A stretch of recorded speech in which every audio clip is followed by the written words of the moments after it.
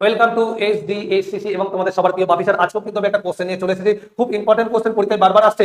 স্বরাজ আমার জন্মগত অধিকার, এই উক্তিটি কার? সর্দার বল্লভভাই প্যাটেল, বাল গঙ্গাধর তিলক, সুভাষ চন্দ্র বোস, দাদাভাই নওরোজি। রাইট আনসার হবে বাল গঙ্গাধর তিলক। এবং বাল গঙ্গাধর তিলক থেকে আমরা ইম্পর্টেন্ট কোশ্চেন পড়বো, যেগুলো খুব ইম্পর্টেন্ট। তিনি কোন উপাধিতে পরিচিত ছিলেন? লৌহ পুরুষ নামে কিন্তু পরিচিত। তার পেশা কি ছিল? আইনজীবী ছিল, বিচারপতি।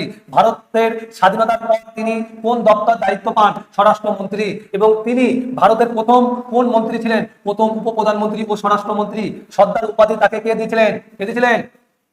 কৃষকরা বারদৌলি সত্যাগ্রহের সময়। এবং বারদৌলি সত্যাগ্রহ কবে হয়েছিল?